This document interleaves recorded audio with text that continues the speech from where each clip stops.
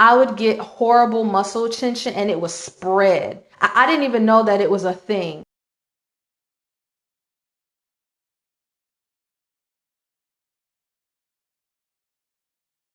Hello, my name is De'Ara, the introvert that has come a mighty long way with coming out of her shell. And in this video, I'm going to share my experience with getting it from social interactions.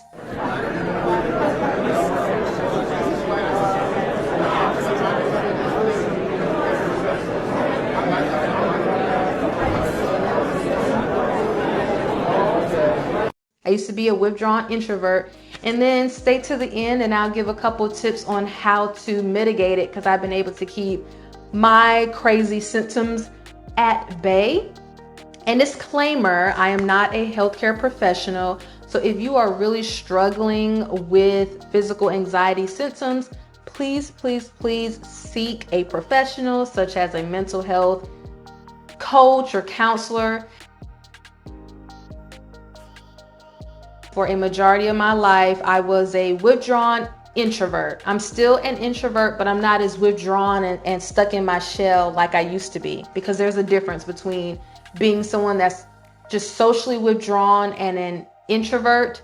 But anyway, ever since I was a little girl, people always scared me.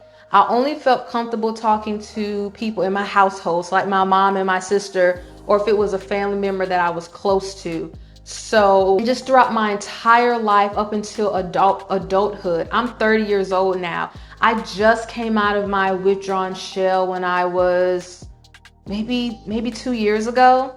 So you're talking about all these years of bottling up everything about myself. When I tell you everything, y'all, everything.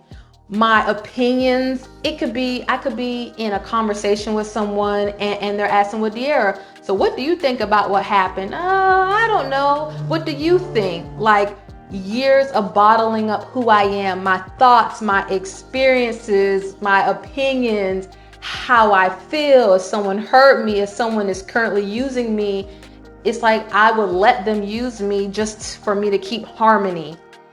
So from years and years of me bottling up just any and everything about me, it literally turned physical.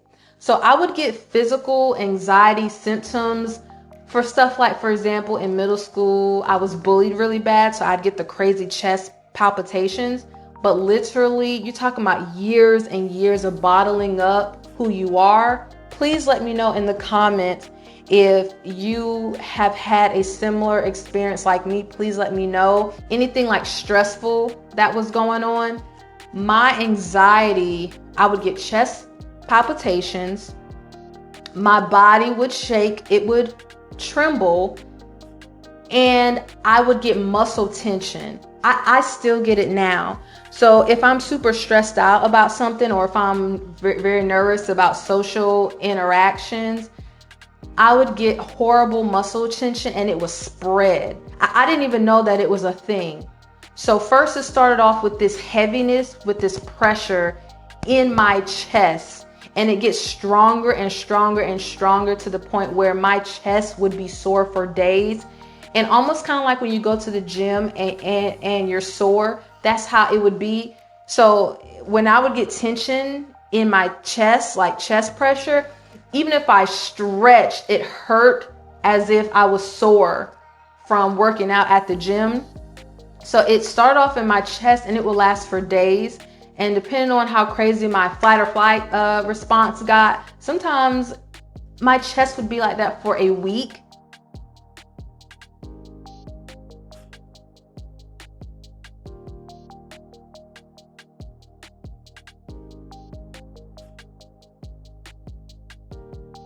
And then the next thing you know, it spread to my back. It was weird. Like for several months when I would get very heavy anxiety, it was just my chest. But then months later, that thing, it literally spread to my freaking back. I was like, what is this? So, and that thing hurts. You got all this tension and pressure in your chest, and then in your back, it hurt. I didn't even know that it existed. And then literally maybe 6-7 months ago, when I would get super anxious, it would spread to my freaking neck. And it would start here and it would come down. And then it was like that for a couple months. And then now when I get really, really anxious, it's both my neck and my shoulders. It just really blew my mind because I never knew that that was even a thing.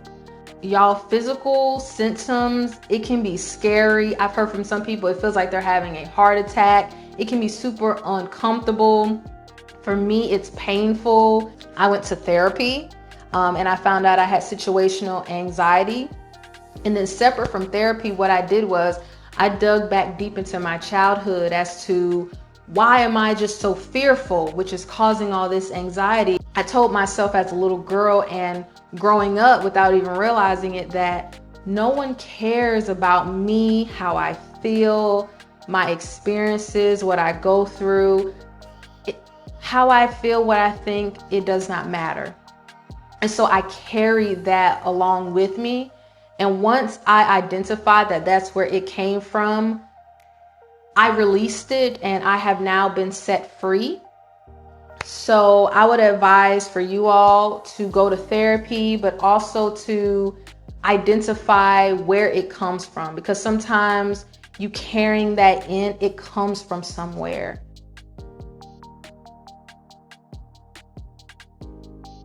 Practice self-care. So take care of yourself.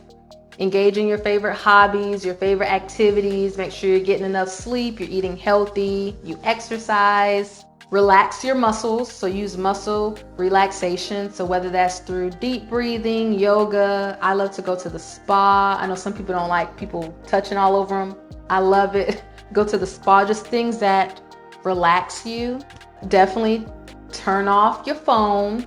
Cut off the TV and go outside. Get some fresh air. Let the sun beam on you and limit your social media use, because social media has been one of my triggers that brings me anxiety. And then sometimes you have to face it. So if you are a socially awkward person, sometimes you have to face it and put yourself out there. So make sure you subscribe to Loud Introvert D, because I have a video coming soon about how to socialize with people as an introvert. But sometimes you just have to put yourself out there. But if you do, take baby steps.